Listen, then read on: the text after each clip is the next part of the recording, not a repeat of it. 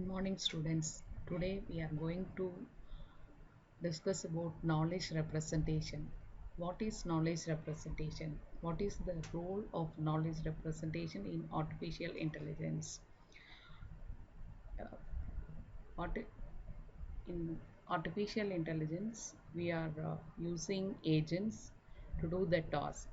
So agents knowledge is needs to be represented in a form that it can be used by the agent in a easy way. So the performance metrics to measure the agent is how easily it's able to access the knowledge. So how we can represent the knowledge, that is we are going to see today.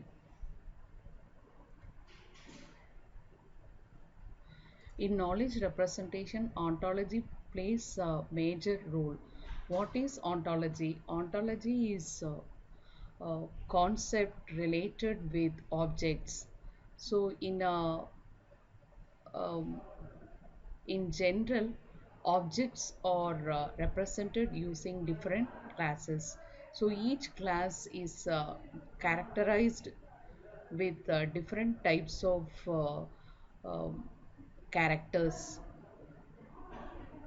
So these classes are hierarchically represented in ontology.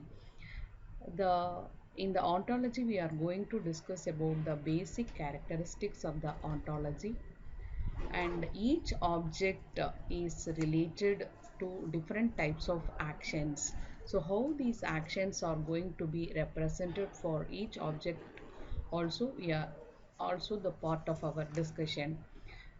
And apart from actions, events are related with the objects. So the objects events can be categorized into mental events, as well as it also can be categorized as mental objects. And these events and object we are going to see with an extended example. Also, for to use this knowledge in agent based systems, we need to reason about these classes or categories. How we are going to do the reasoning? So the reasoning is very important in agent based systems. The agents are going to take the decision based on this reasoning. How the uh, reasoning can be performed in the agents. So based on the knowledge representation in the ontologies, the reasoning is going to be handled by the agent based systems. Basically, the reasoning also can be done using different types of knowledge, different types of representation forms. One of the form is ontologies. The other forms are using logical languages. The knowledge can be represented like proposition logic or first order logic or second order logic. The knowledge can be represented, and the represented knowledge can be further be used for reasoning. So after the reasoning of the knowledge, we have to maintain the truth. So how we are going to maintain the truth, this also we are going to see as part of this discussion. Ontological engineering. So the knowledge representation, ontological engineering, it's related with how we are going to engineer these classes and representation of the classes. The object belong to different types of domains, like complex domains such as internet shopping agents. It requires very general and flexible representation. These complex domains require very general and flexible representations, because lots of objects and related characteristics, events, actions, times, beliefs are associated with this domain. So how we are going to represent such a complex domain using this ontology or a class-based representation? Ontological engineering is a process of finding or deciding on representation for these abstract concepts. First, we have to abstract out each one of these things, and then ontological engineering provides a ways and means to represent these abstract concepts. This is somewhat like uh, we have to do these things in a larger scale for these complex domains. Yeah, and these things should be generalized to a more complex real world problem.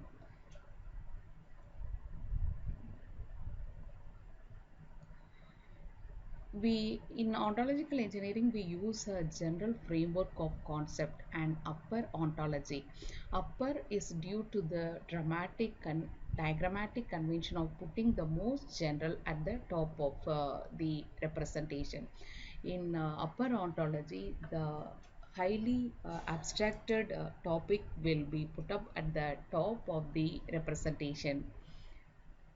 A sample upper ontology is at the top. We will be having the term used anything. It represent any type of object or event in a more abstract form.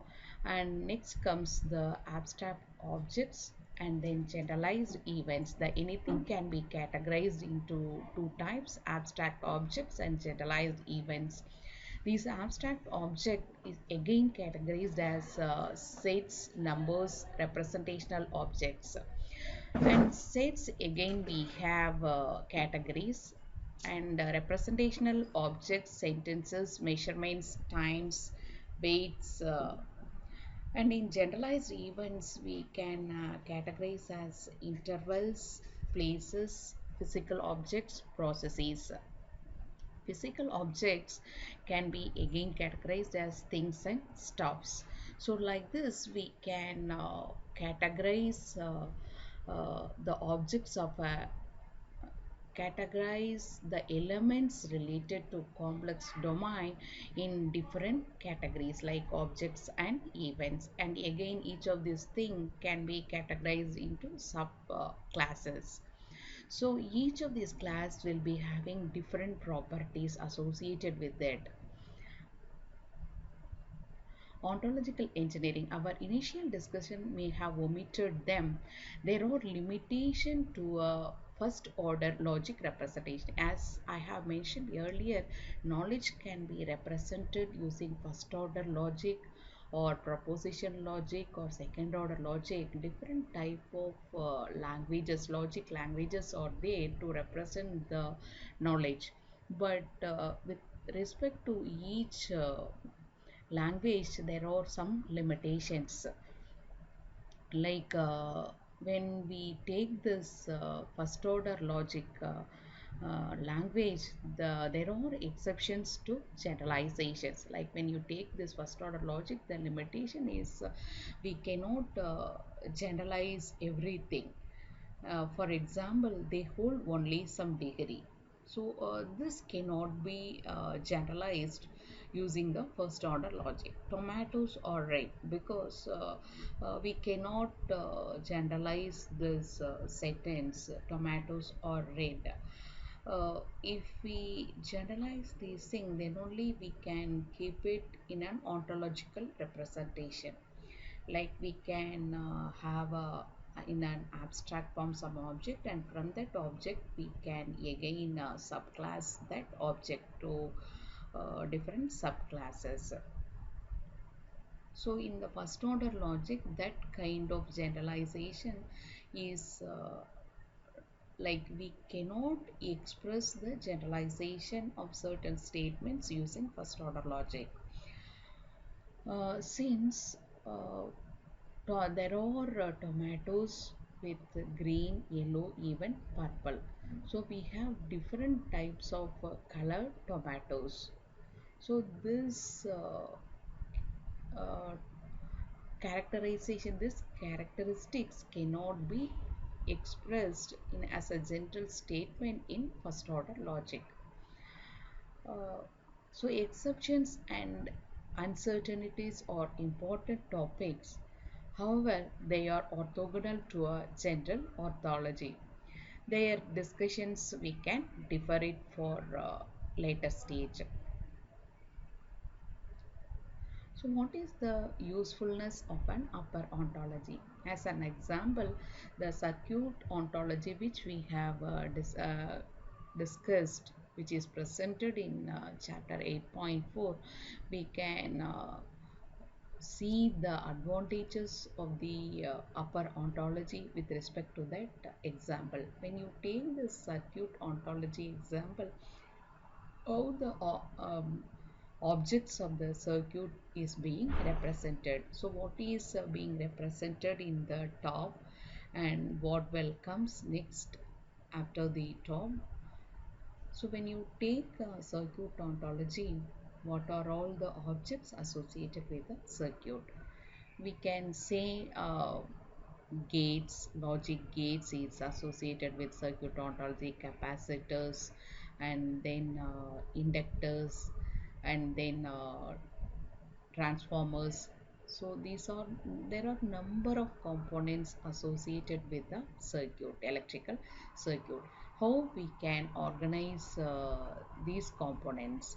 So what is the major component, and under which uh, what are all the other components that will fall under the major component category? That is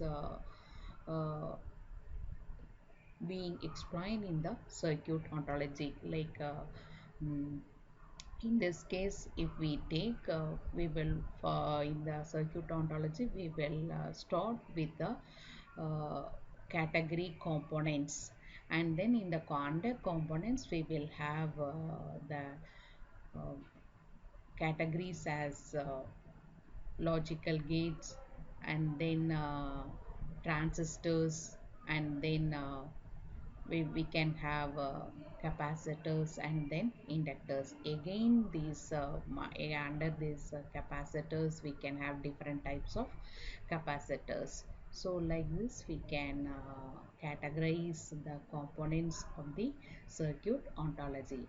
And this was limited by lack of representation. Like what is the limitation for this circuit ontology, which we have considered as an example in the chapter 8? What are the limitations? Like using this specific circuit ontology, the limitations are timing information cannot be represented, and implementation technology of the logic gates. See, logic gates are implemented using different technologies. So the what kind of technology is being used in the logic gate, that cannot be represented using this specific circuit ontology. Reliability, cost factors. So these are, using the specific ontology we cannot represent these type of information. So how we can include this information to this circuit ontology? So we are going for a general purpose ontology. Like, is there one general purpose ontology? Yes, there is one general purpose ontology. From that we can derive a special purpose ontology, and we can take whatever related components for a special purpose ontology, we can take it from the general purpose ontology and relate each one of the components in the general purpose ontology to the special purpose ontology. Our goal related with ontological engineering, our goal is uh, to develop a general purpose ontology. Since we have seen that for in a special purpose ontology, certain required things are not represent or cannot be represented. There is a limitation in representing certain things like timings, reliability, and then implementation technology to special purpose ontology. So in order to represent these things, we have to develop a general purpose ontology, one that is usable in a special purpose domain with the addition of domain specific axioms. And in any sufficiently demanding domains, different areas of knowledge must be unified. It involves several areas simultaneously. We will use it later for the internet shopping agent example. We try to use this general purpose ontology for developing an ontology for internet shopping agent example. So if we develop an ontology for internet shopping agent, the agent which is going to perform the internet shopping, it will use the ontology to derive the inference for certain queries. So if the internet shopping agent want to take some action or action on to take some decision on certain things, it will use this internet shopping ontology and try to infer some conclusion, and based on that it will take the decision. So in this case we are going to begin with objects and categories. In general ontology, we are going to begin with uh, the representation of objects and categories, how objects are going to be represented and how it's going to be classified, and similarly categories, organizing objects into categories. So we have different types of objects and how these different types of objects can be organized to categories. Though physical interaction involves individual objects, reasoning process need to operate at the level of category. We cannot operate the reasoning process at very lower level. If we do the reasoning process at the lower level, then it involves number of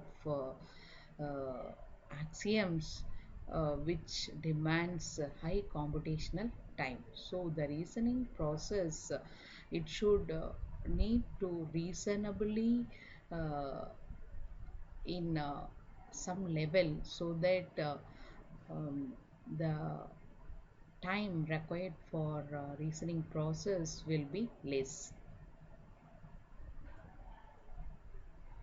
We take an example of these objects and categories and represent using this general purpose ontology. Here we take an example of a shopper who is going to sell basketballs. How we are going to represent the products being sold out in a shopping mall. Like a shopper, he might have goal of buying a basketball rather than a particular basketball such as BB. So how we can represent these objects?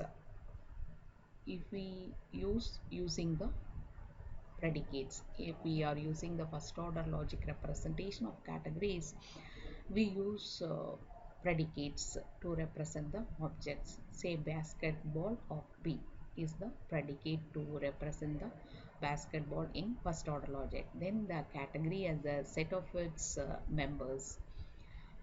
Number two, treat the category as an object. Reify the category basketballs. It allows members B basketballs or B belongs to basketballs. It allows subset basketballs balls or basketballs belongs to balls. So treat categories as more complex objects with the member subset relations defined for them. Category mechanism. It organizes, simplifies a knowledge base through inheritance. For example, all instances of food are edible. Fruit is a subclass of a food. Apple is a subclass of fruit, then an apple is edible. Subclass relations organize categories into a taxonomy or a taxonomic hierarchy as used in the natural sciences, botany, biology, many other disciplines. So expressiveness of first order logic to represent this ontologies. See, state facts about categories. If we have uh, categories, we have to specify the facts about the categories, like the facts relating objects to categories or quantify over members of categories. Express relationship between categories, like we can express the relationship between categories using different types of operations, like disjoin, no members in common between categories. Exhaustive decomposition, any individual must be in one of the categories. Partition and exhaustive disjoint decomposition of a category. We have three different types of operations, like disjoin, exhaustive decomposition, partition. So disjoint is having its own definition, like no members in is common between categories. Exhaustive decomposition is defined as any individual must be in one of the categories. Partition and exhaustive disjoint decomposition of a category. Categories, its state facts and quantify over members, like how we can use first order logic to state facts and quantify over members. An object is a member of a category. For example, bb9 is an object, and it belongs to a category of basketballs. A category is a subclass of another category. Like for example, basketball, it's a subcategory of balls. So it can be represented using the operator contained in. So this operator is contained in operator. Basketballs is contained in balls. All members of a category have some property. For example, this basketball is having the property round, or it will be having some different colors. So this property can be represented using a function round. So yeah, x is an object. So this object belongs to the category basketball, and this basketball is having a property round. So this can be represented using the first order logic statement, like this: x belongs to basketball, which implies round of x. So members of a category can be recognized by some properties, for example, or like this basketball, as I mentioned earlier, it will be having different colors. So the color we can specify using the first order logic statement: orange of x and round of x, and the ball may be having different length and width. So we can specify diameter of x as 9.5, and x belongs to balls, which implies if we specify all the characteristics, then it belongs using a category called basketballs. So the normal stay English statement about the characteristic of ball can be represented using a first order logic statement like this: a category as a whale has some properties. For example, dogs belongs to domesticated species. The more general categories or categories of category. Relationship among categories, we can express relationship between categories, like using the disjoin operation.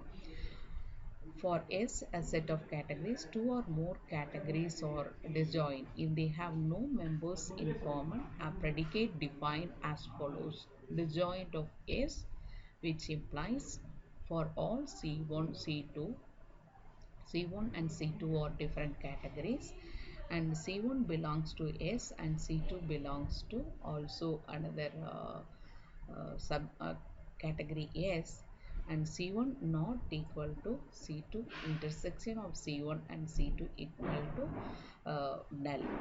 So if this is the characteristic, then C1 and C2 are disjoint. categories. Disjoint, for example, animals and vegetables. C1 is an animal, C2 is vegetable, and these categories are disjoint categories, and they can be represented using the first order FOL statement disjoint. Exhaustive decomposition for a category C, any individual must be in one of the categories. A set of category S is an exhaustive decomposition of a category C if all members of the set C are covered by categories in S. Predicate defined as follows. Exhaustive decomposition SC, which is equivalent to for all I belongs to C, which is equivalent to there exists C2, C2 belongs to S, and I belongs to C2. Example, exhaustive decompositions, Americans, Canadians, Mexicans, and North Americans. A category can be exhaustively decomposed, like people in a particular people of the world can be exhaustively decomposed based on the continent which, or based on the country which they belong, using this given example. This can be expressed using the example. Partition. A partition is disjoint exhaustive decomposition. The predicate is defined as follows. Partition SC, which is equivalent to disjoint of S and exhaustive decomposition S and C. Example, true or not. Partition American, Canadian, Mexicans, and North Americans, whether this partition is true or not. Categories may also be defined. We can define the categories in a custom level. We can define the categories in terms of necessary and sufficient conditions for membership. Like using these necessary and sufficient conditions for a particular category membership, we can give a custom definition for categories. For example, a bachelor is an unmarried adult male. We can give our own definition for a bachelor. So X belongs to bachelors, which is equivalent to unmarried of X, and X belongs to adults, and X belongs to males.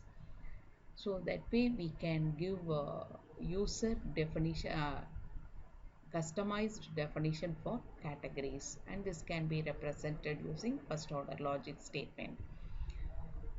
Physical composition. One object may be part of another. Use a part of relation allows grouping of objects into part of hierarchies similar to the subclass hierarchy of categories. Part of Bucharest, Romania.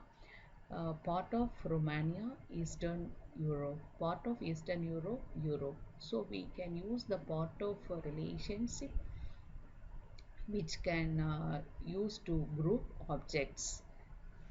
Properties of the part of relationship is reflexive and transitive. The reflexive and transitive properties are associated with the part of relationship. Part of x comma x, part of xy, and part of yz implies part of xz allows the inference. Part of Bucharest is part of Europe. So we have to read this sentence as Bucharest is part of Europe. If a statement like this is given, we have to read it that way. Categories of composite objects often given by structural relationship among other parts. Example, a pipe has two legs attached to a body. Pipe A can be expressed using these properties and relationship, part of relationship, and properties leg and body. So the awkward specification of exactly two. See how we can represent this piped object is having exactly two legs. So how this can be relaxed, like the expression of this thing can be relaxed in the first order logic. Object composed of parts in its part partition may derive properties from them.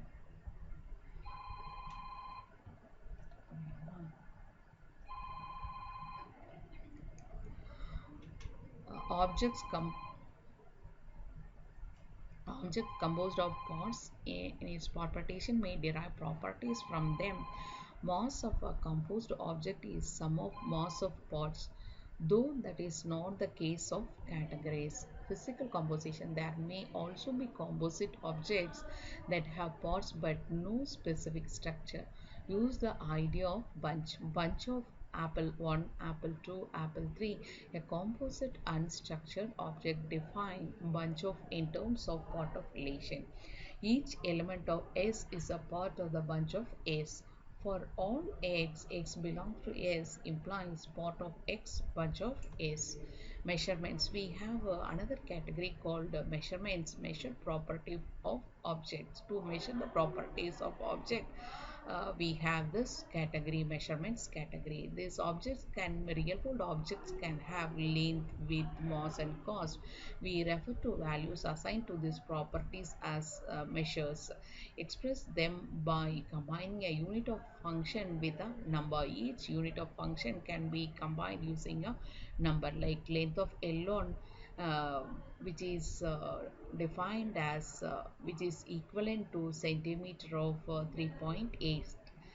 Like similarly, cost of a ball, like this is a property of the like it's one of the property of the basketball. It can be measured as dollar of, it can be represented as a dollar of 29. We can do conversions between your different units for the same property, like the centimeter can be converted to inches, or meters can be converted to kilometers, like these may uh, the units of the measurements can be converted from one unit to another unit in the ontology representation. Measured properties of the objects. One issue with the approach is that many measures have no standard scale. Like the objects measurements like beauty, difficulty and tastiness, these properties, they don't have standard scale to measure. The key aspect of measure is not their numerical values but their ability to order them. Why we are going for this measurements? See, the object properties, if they are measured, then the key aspect of measuring these property is based on this. The objects can be ordered, like based on the height of the object, we can order the object from heighter heighter objects to shorter objects, or lengthier object to shorter objects. So based on the measurement of this property, the objects can be ordered, and we can use the relationship greater than or less than to relate the objects. So substances and objects. So these are the two other different categories falls under the general ontology. Something we wish to reason about can be subdivided yet remain the same. We will use a generic term stuff. This is opposed to a thing. Stuff correspond to mass nouns of natural language. Things correspond to count nouns. Water versus book, butter versus dog. Mass nouns like stuff versus count nouns like things. In general, for stuff, mass nouns, intrinsic properties define the substance. These are unchanged under subdivision, colors, taste, at least under macroscopic subdivisions, while for things, countable nouns, we include extrinsic properties that change under subdivision, weight, length, shape. This distinction yields two category hierarchies: substance versus object, with the most general in each stuff versus thing. Stuff, the most general substance category, specifies no intrinsic properties. think the most general discrete object category specify no extrinsic properties. Of course, all actual physical objects belong to both categories. Categories are therefore coextensive. They refer to the same entities. Action, situation, and event. These are also part of the ontologies. Reasoning about the outcomes of actions is central to the idea of knowledge-based agent. Recall them when we mentioned action sequence for the Wumbaswol agents. See, Wumbaswol agents, the agents are going to perform some actions like going right, going left, and they are going looking for the back of gold which is hidden in somewhere in the square grid of squares. So it will use some knowledge for moving from one square to another square. So how to target or how to reach the back of gold, that is the target point, using some reasoning about the outcome of actions. We require a different copy of an action description for each time the action was executed. So this uh, way the ontologies are used to reason about the outcome of action and to reach the goals. So similarly, ontologies are used in different situations. We will discuss about how the ontologies are used in situation calculus in the next class.